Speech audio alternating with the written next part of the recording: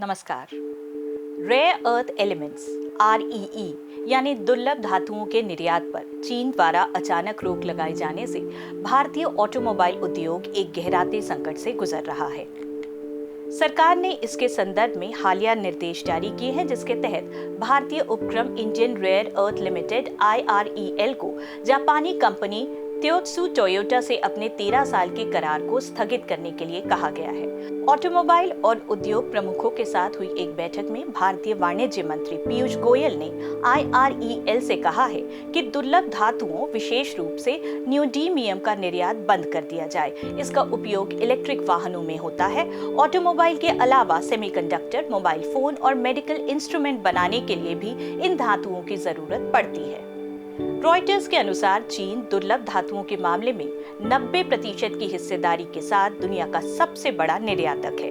America द्वारा लगाए गए टैरिफ और निर्यात नियंत्रणों के जवाब में अप्रैल 2025 से चीन ने दुर्लभ धातुओं के निर्यात पर कड़े प्रतिबंध लगा दिए हैं। इससे दुनिया भर के ऑटोमोबाइल और हाईटेक उद्योग प्रभावित हो रहे हैं, विशेषकर भारत।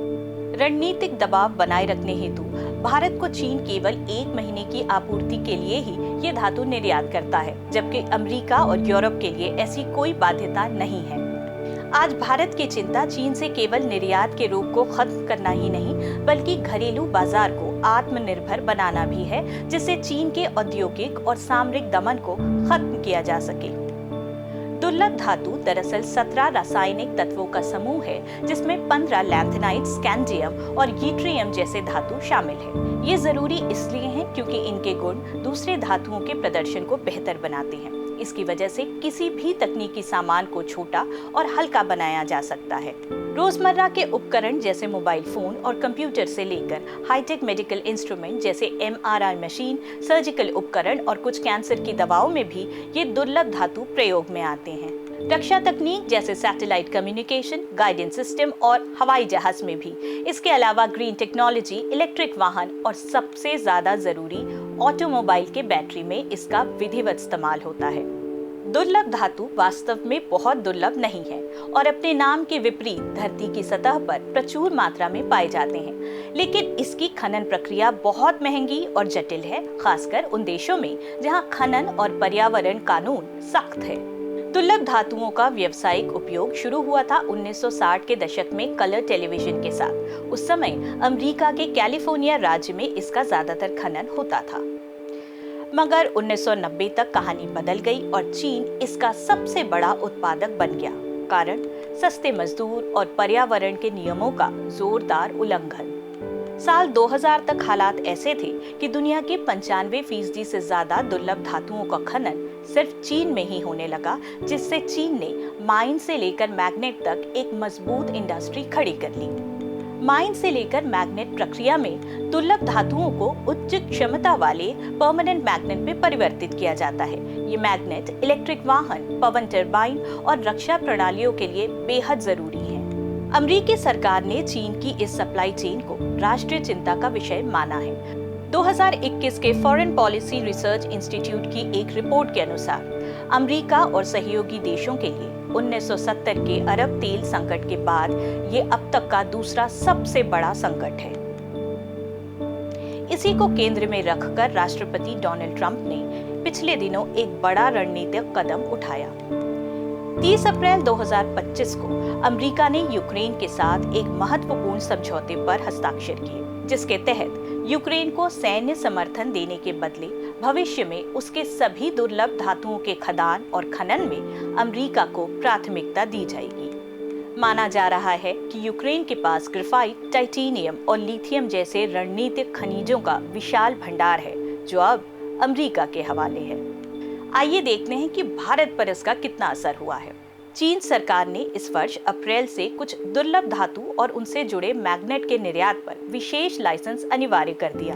इन सामग्रियों के निर्यात पर लगाई गई रोक का असर अब भारत के ऑटोमोबाइल और घरेलू उपकरण क्षेत्र पर दिखने लगा है।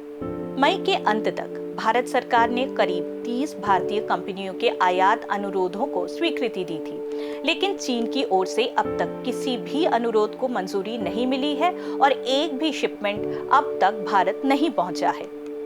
रिपोर्ट्स के अनुसार इस आपूर्ति में देरी के कारण देश में 2 से 6 महीने तक का निर्माण कार्य रुक सकता है और सामान की कीमत में 5 से 8% तक की बढ़ोतरी हो सकती है। जून की शुरुआत में मारुति सुजुकी ने बताया कि फिलहाल उत्पादन पर इसका सीधा असर नहीं पड़ा है, लेकिन कंपनी इस विषय पर सरकार के साथ लगातार संपर्क बनाए हुए है। सुजुकी मोटर्स ने पहले ही अपने स्विफ्ट कार का उत्पादन चीन के प्रतिबंधों के चलते भारत में स्थगित कर दिया है।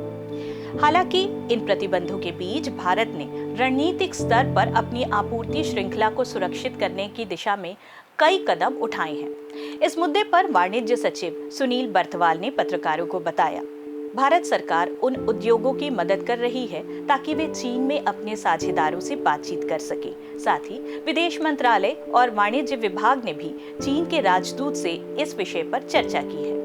इसके अलावा भारत ऑस्ट्रेलिया, वियतनाम और ब्रिटेन जैसे देशों के साथ वैकल्पिक साझेदारी भी तलाश रहा है ताकि चीन पर निर्भरता को कम किया जा सके। आने वाले वर्षों में दुर्लभ धातुओं की संभावित कमी से निपटने के लिए व्यापक घरेलू तैयारी भी जरूरी है।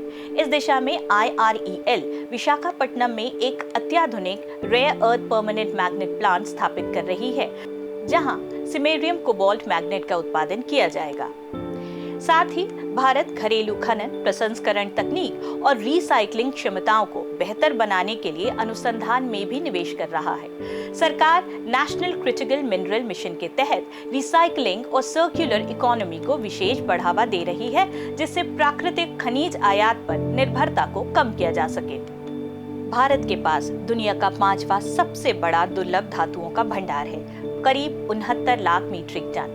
लेकिन बावजूद इसके देश में अब तक मेटल टू मैग्नेट बनाने जैसी कोई घरेलू सुविधा उपलब्ध नहीं है। इसी की वजह से चीन के निर्यात प्रतिबंधों ने भारत को आपूर्ति संकट के मुहाने पर लाकर खड़ा कर दिया है। बीजिंग से परमिट हासिल करना आज भारत की पहली प्राथमिकता है। विशेषज्ञों के अनुसार देश में एक किफायती तकनीकी इकोसिस्टम की जरूरत है, जो केवल बड़े शहरों में न होकर मंझले और छोटे शहरों में विकसित किए जाएं। लघु आपूर्ति के लिए निर्यात को कम कर थाईलैंड और म्यांमार से आयात बढ़ाने पर भी जोर देना होगा। देश में रेयर अर्थ मैग्नेट्स के उत्पादन के लिए वित्तीय प्रोत्साहन और रिसाइकलिंग भी प्रभावी कदम होंगे। और हाँ, इन सब के बीच ऐसी औद्योगिक परिस्थितियां बनानी होंगी जो पृथ्वी के लिए अनुकूल होने के साथ ही दुर्लभ धातु और चीन पर हमारी निर्भरता को हमेशा के लिए खत्म कर दे। आज वर्ल्ड व्यू में इतना ही। अगली बार एक नए टॉपिक के साथ फिर आपसे मुखातिब होंगे। इजाजत दीजिए। नमस्कार। theLens.in को लाइक, शेयर और सब्सक्राइब कीजिए।